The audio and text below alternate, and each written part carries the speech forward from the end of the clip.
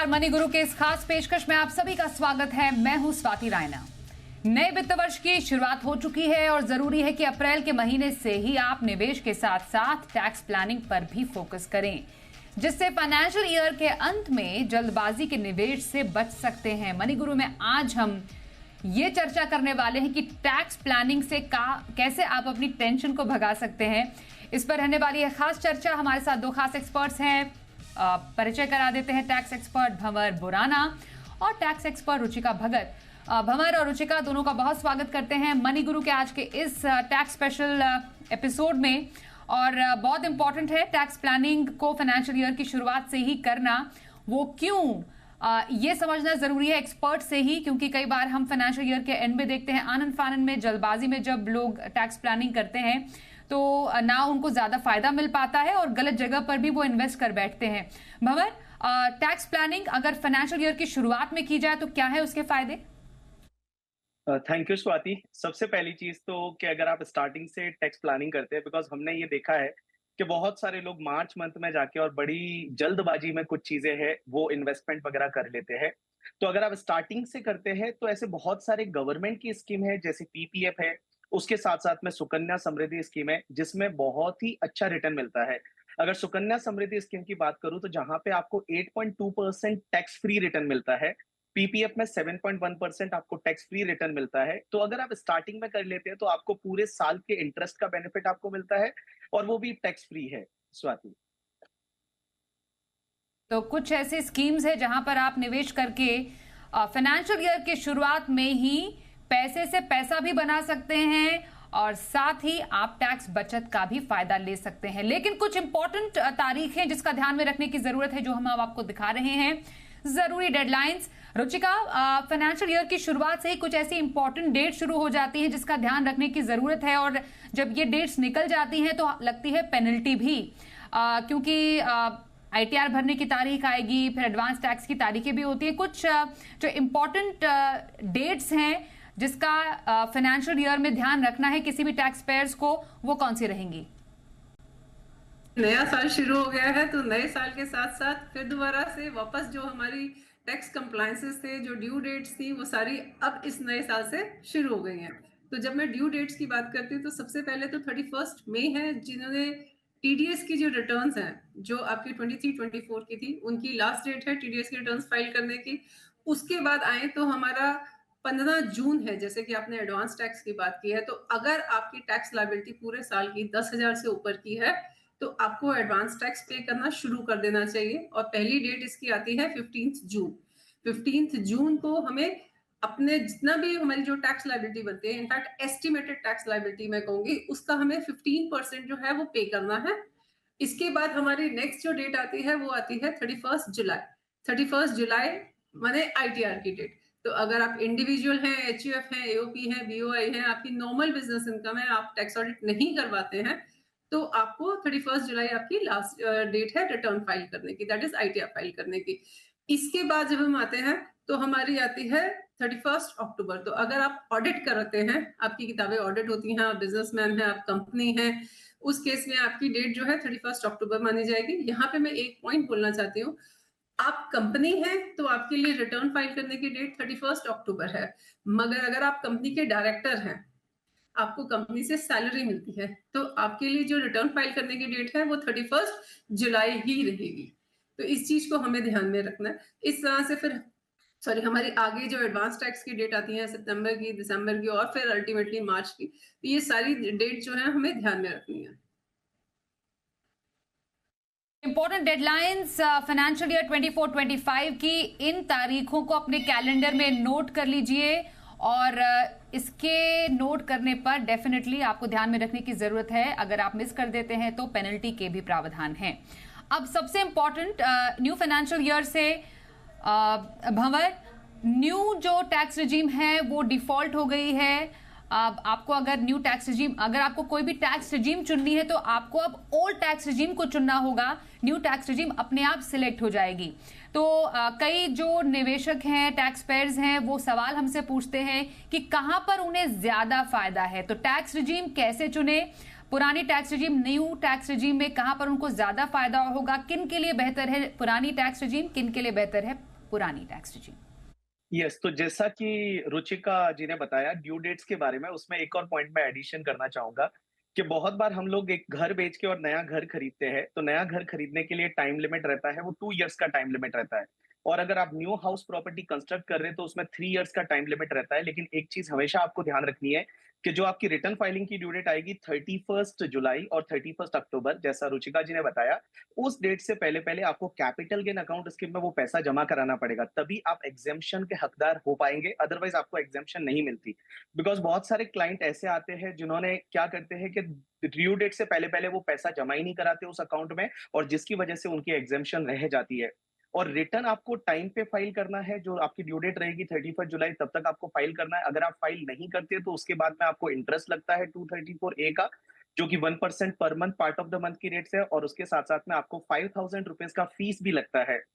और अगर आपकी नेट टैक्सेबल इनकम 5 लाख से ज्यादा नहीं है तो वो फीस आपको 1,000 का हो जाता है। उसके साथ साथ में एक और चीज मैं बताना चाहूंगा कि अगर आप बिजनेस करते हैं, आपका कैपिटल गेन है और आपने टाइम पे रिटर्न फाइल नहीं किया और उसमें लॉस है बिजनेस का या कैपिटल गेन का, तो वो लॉसेस को आप अगले साल के लिए कैरी फॉरवर्ड नहीं कर पाएंगे। उसके बाद में स्वाति जी, आपने जो पूछा कि न्यू टैक्स रिजीम और ओल्ड टैक्स रिजीम में कौन सा बेनिफिशियल है, तो सबसे पहले अपने जितने भी व्यूअर है उनको मैं बताना चाहूंगा कि जो न्यू टैक्स रिजीम है उसमें स्लैब रेट चेंज हो गई है। स्लैब रेट अप टू 3,000 तक की आपकी इनकम पे कोई भी टैक्स नहीं लगता। 3 लाख से लेके 6 लाख तक 5% है। 6 लाख से लेके 9 लाख तक आपका 10% रहेगा। 9 लाख से लेके और आपका 12 लाख तक आपका जो है वो 15% रहेगा। 12 लाख से 15 लाख तक आपका 20% रहेगा, एंड 15 लाख से ऊपर जितना भी इनकम रहेगा उस पर आपको 30% की रेट से टैक्स लगेगा। ये बड़ा ही अट्रैक्टिव स्लैब रेट लगता है, लेकिन उसमें बहुत सारे बेनिफिट्स ऐसे हैं, बहुत सारे एग्जेम्पशन डिडक्शन है जिसको आपको छोड़ना पड़ता है। अगर मैं एक एक हेड वाइज बात करना चाहूं तो सैलरी में जो आपको एचआरए का एग्जेम्पशन मिलता है वो एचआरए का एग्जेम्पशन आप नहीं ले पाएंगे। लीव ट्रेवल कंसेशन का जो एग्जेम्पशन मिलता है वो आप लीव ट्रेवल कंसेशन का बेनिफिट, जब आपका एम्प्लॉयर आपको कहीं घूमने के लिए भेजता है, वेकेशन पे जा रहे हैं और उसमें ट्रेवल का बेनिफिट उन्होंने एम्प्लॉयर ने पे किया है तो उसमें एग्जेम्पशन मिलती है। हमारे इनकम टैक्स में वो एग्जेम्पशन का आप बेनिफिट नहीं ले पाएंगे। अगर मैं हाउस प्रॉपर्टी में देखता हूं तो अगर आपका सेल्फ ऑक्यूपाइड प्रॉपर्टी है, जिस घर में आप रहते हैं और आपने लोन लेके आपने वो घर खरीदा है, तो उसमें 2 लाख रुपीस का इंटरेस्ट का डिडक्शन मिलता है, वो आपको नहीं मिल पाएगा। उसके साथ साथ में अगर मैं डिडक्शन की बात करूं, जितने भी आप डिडक्शन की बात करेंगे, एटीसी है, एटीडी है, एटीडीडी है, एटीडीडी भी है, उसके साथ साथ में सेविंग इंटरेस्ट है, सेविंग अकाउंट का इंटरेस्ट है, वो आपका 10,000 तक डिडक्शन मिलता है। तो वो सब आपको डिडक्शन का बेनिफिट नहीं मिलेगा अगर आप न्यू टैक्सेशन रिजिम में जाते हैं।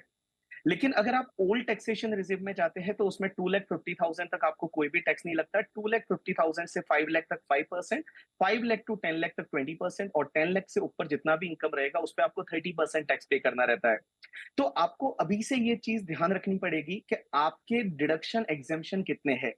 अगर आपके डिडक्शन एग्जेम्पशन है जहां पे आपने एटीसी में कुछ इन्वेस्ट किया है या एटीडी हेल्थ इंश्योरेंस पॉलिसी ली है, उसके साथ में आपको हाउस प्रॉपर्टी में जो डिडक्शन का बेनिफिट है वो है, आपकी सैलरी की बेनिफिट्स है, एचआरए है, लीव ट्रेवल कंसेशन है, तो वो सब बेनिफिट्स को ध्यान में रखते हुए और आपको देखना है कि आपके लिए न्यू टैक्स रिजिम ज्यादा बेनिफिशियल है या ओल्ड टैक्स रिजिम ज्यादा बेनिफिशियल है।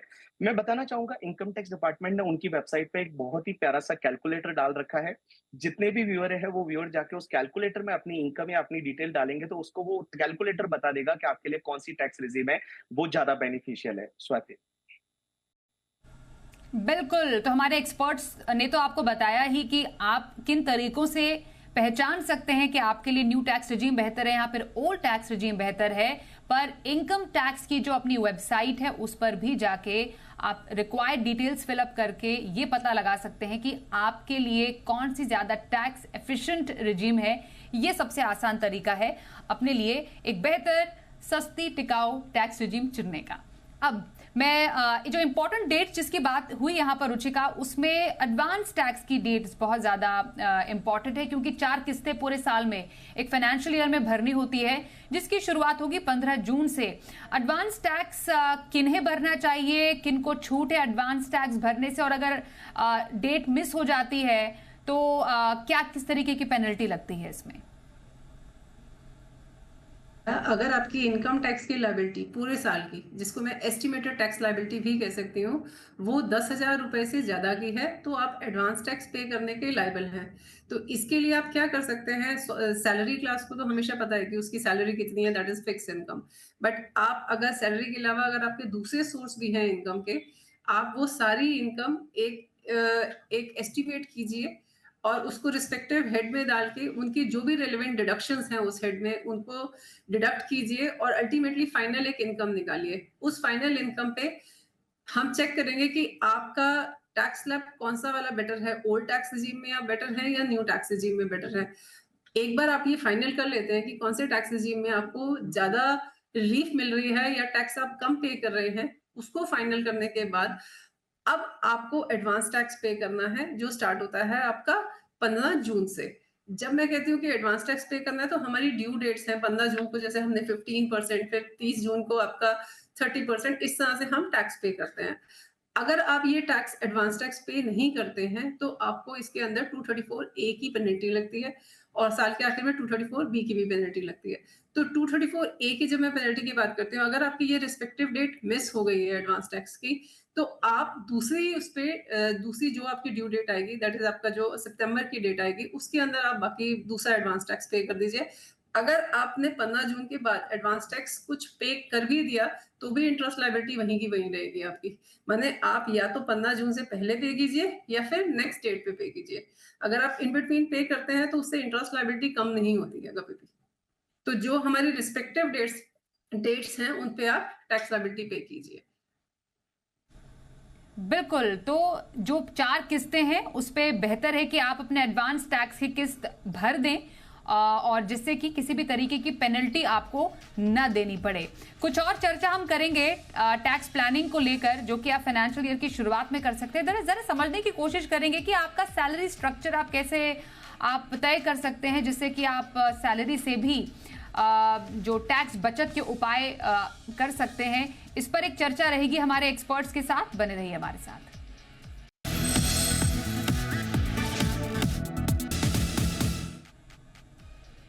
तो फाइनेंशियल ईयर की शुरुआत में ही टैक्स प्लानिंग के फायदे हम समझ रहे हैं। टैक्स एक्सपर्ट्स भंवर भुराना और रुचिका भगत इस वक्त हमारे साथ है।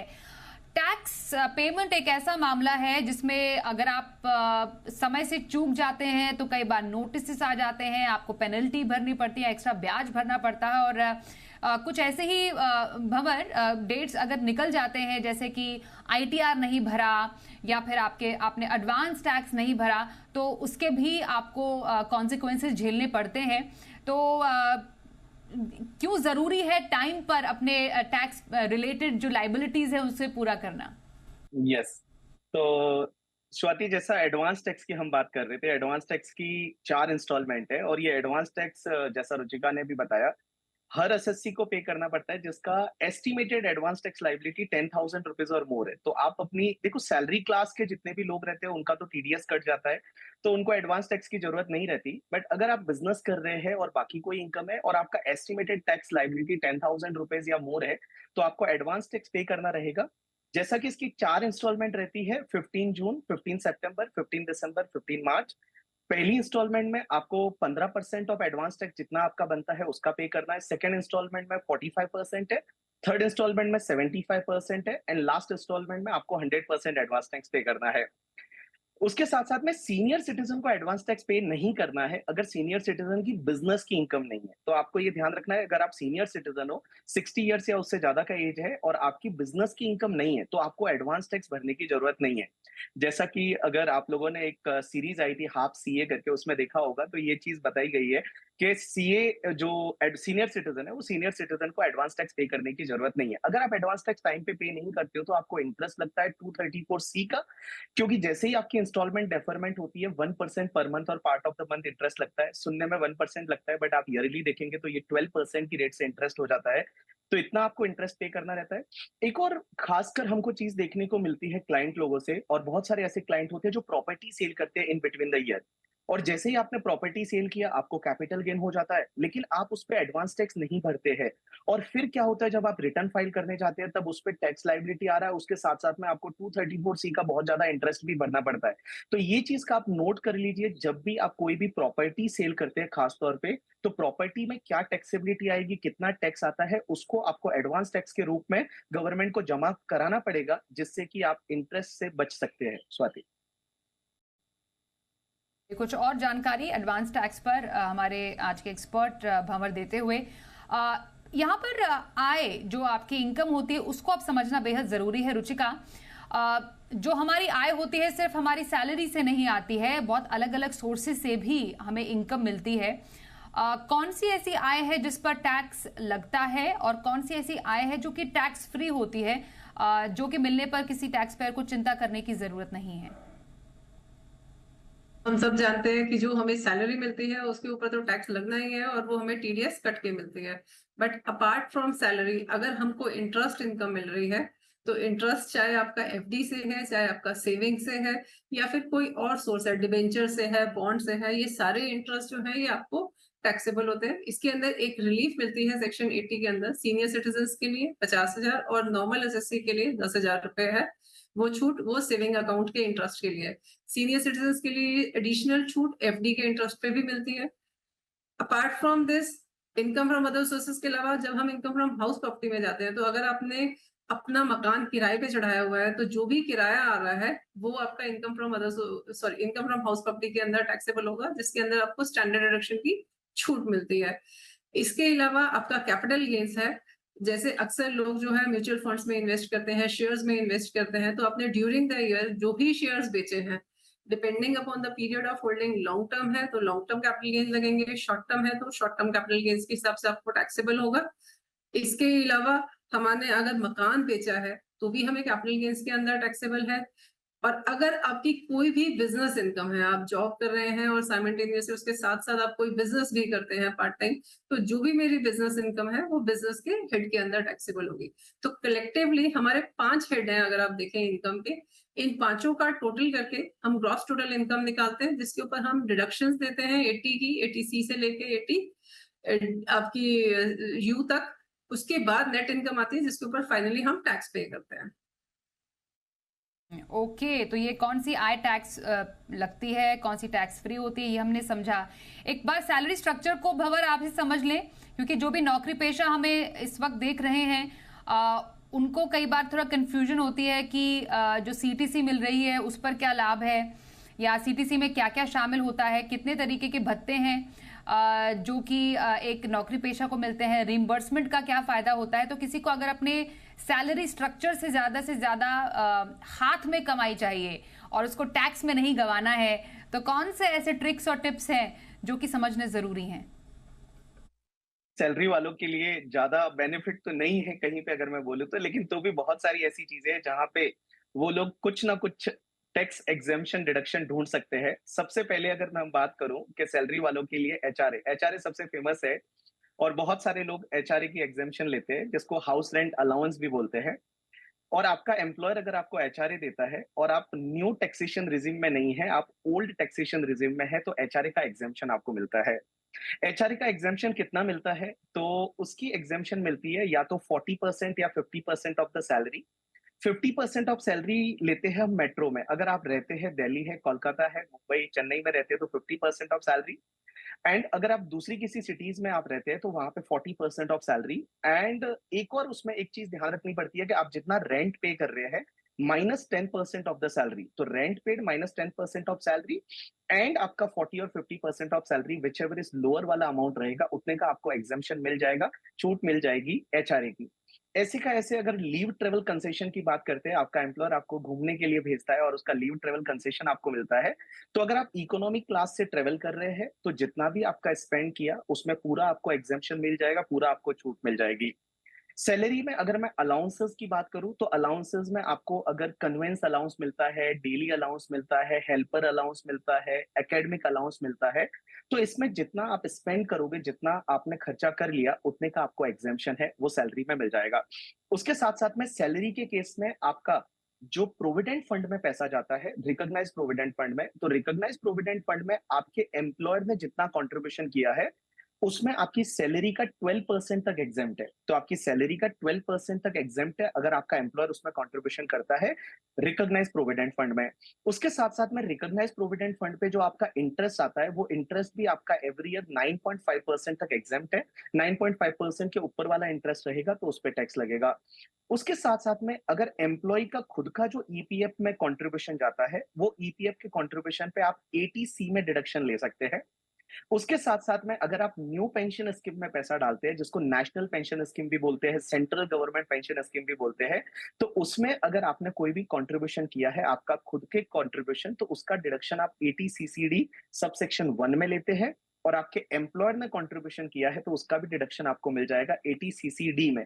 और एटीसीसीडी में 10% ऑफ सैलरी तक का आपको डिडक्शन मिलता है। उसके साथ-साथ में एक और चीज़ हमेशा आपको ध्यान रखनी है, जब न्यू पेंशन स्कीम में, नेशनल पेंशन स्कीम में आप पैसा डालते हैं, तो उसमें 50,000 का एक डिडक्शन मिलता है एटीसीसीडी 1 बी में।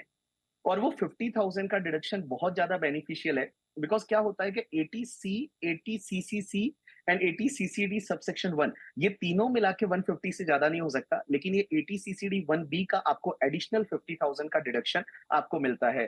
तो ये सब चीजों का ध्यान रखते हुए और आपको प्लान करना है अगले साल का। तो ये कुछ टिप्स और ट्रिक्स है जिससे कि आप ना सिर्फ 1.5 लाख बल्कि 2 लाख तक की टैक्स छूट ले सकते हैं, जिसका जिक्र भंवर ने किया। एनपीएस वो एक मैजिकल एक टैक्स सेविंग इंस्ट्रूमेंट है जिसमें आप एटीसीसीडी 1 बी के तहत 50,000 की अतिरिक्त छूट ले सकते हैं। मतलब 1.5 लाख एटीसी में, एनपीएस को मिलाकर 2 लाख की आप छूट ले सकते हैं। तो ऐसे आप अपनी टैक्स प्लानिंग कर सकते हैं एक फाइनेंशियल ईयर में। पर कई बार कुछ मिस्टेक्स हो जाती हैं रुचिका, जिसको शुरुआत में ही रेक्टिफाई करना जरूरी है। कुछ ऐसी मिस्टेक्स को सुधारने का तरीका बता सकती हैं? आप इतने सारे टैक्स पेयर्स से बात करती होंगी और उनको बोलती होंगी कि ये गलती आगे नहीं करनी है, तो वो कौन सी गलती है जिससे बचना है? अगर कुछ 4-5 बताएं। सबसे पहले तो मैं ये बोलती हूँ, ज्यादातर जो कॉमन मिस्टेक होती है वो ये होती है, आप कभी भी अपने इन्वेस्टमेंट डिटेल्स नहीं देते हैं अपने एचआर को। हमेशा एचआर मांगती रहती है, आप इन्वेस्टमेंट डिटेल्स नहीं देते और शायद सोचते हैं कि अभी इन्वेस्ट करेंगे, अभी इन्वेस्ट करेंगे, करते करते साल निकल जाता है और इन्वेस्टमेंट होती ही नहीं है एट द एंड। तो होता क्या है, साल के आखिर में जो मार्च की सैलरी मिलती है उसमें से अल्टीमेटली टीडीएस कट जाता है और कई बार टीडीएस का अमाउंट इतना हैवी होता है कि आपकी सैलरी पूरी की पूरी कम हो जाती है उसके अंदर, टीडीएस से एडजस्ट हो जाती है। सबसे पहले तो ये चीज है, जब हम टैक्स प्लानिंग की बात करें तो हमेशा ध्यान रखिए, planning is always for future. और अभी हम जहां खड़े हैं, अभी हमारे पास पूरा फ्यूचर है, पूरा साल है हमारे पास 24-25 का। तो हम आज प्लान कर सकते हैं अपने इन्वेस्टमेंट्स को, और अपनी इन्वेस्टमेंट्स की डिटेल्स जो है वो जरूर सबमिट करिए। एक चीज, दूसरी चीज जो मैंने अक्सर देखी है, एचआरए की डिडक्शन बहुत सारे लोग क्लेम करते हैं, मगर अगर आप रेंट पे कर रहे हैं अपने लैंडलॉर्ड को या किसी को भी रेंट पे कर रहे हैं और वो रेंट जो है वो 50,000 से ऊपर का है, तो उसके ऊपर एम्प्लॉय को टीडीएस काटना जरूरी है 5%, जो नॉर्मली एम्प्लॉयज टीडीएस नहीं काटते हैं। तो ये टीडीएस का डिफॉल्ट है, अगर एम्प्लॉय नहीं काट रहा है और वो रेंट पे कर रहा है, एचआरए के लिए रेंट पे कर रहा है 50,000 से ज्यादा। ये अक्सर एक कॉमन मिस्टेक है जो मैं हमेशा पाती हूँ, हमेशा जब रिटर्न फाइल होती है तो लोग ये नहीं करते हैं। इसके अलावा अगर आप देखें तो जो इन्वेस्टमेंट डिटेल्स है, तो इसको एक छोटी सी बात पहले हम ये समझते हैं कि बाय डिफॉल्ट जो है आपके लिए न्यू रिजीम है। आप जैसे ही पोर्टल खोलेंगे हमेशा न्यू रिजीम आएगा, बट सैलरी क्लास एम्प्लॉय को एक बेनिफिट है कि आप हर साल न्यू या ओल्ड रिजीम में से ऑप्ट कर सकते हैं। माने आप न्यू रिजीम या ओल्ड रिजीम जब भी आप ऑप्ट करते हैं, आपको फॉर्म 10 IEA भरना है, मगर वो फॉर्म जरूर भरिएगा, नहीं तो आप रिफ्लेक्ट नहीं करेगा कि आपने कौन सा वाला ऑप्ट किया या कौन सा ऑप्ट इन किया। ये वाली चीज आपको हमेशा ध्यान में रखनी है। इसके अलावा जैसे मैं बता रही थी आपको कि हम जो इन्वेस्टमेंट्स कर रहे हैं ड्यूरिंग द ईयर, एक चीज तो ये होगी कि हमारी सैलरी है तो हमारे एम्प्लॉयर को पता है टीडीएस कट जाएगा, बट अपार्ट फ्रॉम सैलरी बहुत सारी इनकम होती है, क्योंकि आजकल अक्सर हर एम्प्लॉय जो है वो कहीं ना कहीं दूसरे इन्वेस्टमेंट्स में भी इन्वेस्ट करता है। आप सिप्स में, एसआईपी में लगाते हैं, आप म्यूचुअल फंड्स खरीदते हैं, तो बहुत सारी आप जैसा रुचिका बता रही हैं कि सारे जो इनकम टैक्स के डिटेल्स हैं, कहां पर आप निवेश कर रहे हैं, कहां से आपको आय आ रही है, सब इंफॉर्मेशन आपको देना जरूरी है, क्योंकि टैक्स विभाग से कुछ छिपता नहीं है। लेकिन आप एक ऑनेस्ट टैक्स पेयर हैं, अपना टैक्स समय पे भरते हैं, तो आपको टेंशन की कोई बात नहीं है। बाकी मदद तो हमारे टैक्स एक्सपर्ट्स ने आपकी कर ही दी है। बहुत धन्यवाद भंवर और रुचिका, आप दोनों का ही हमारे साथ आज के इस खास एपिसोड में शामिल होने के लिए। मनी गुरु में बस इतना ही। ब्रेक का वक्त है, देखते रहिए जी बिजनेस।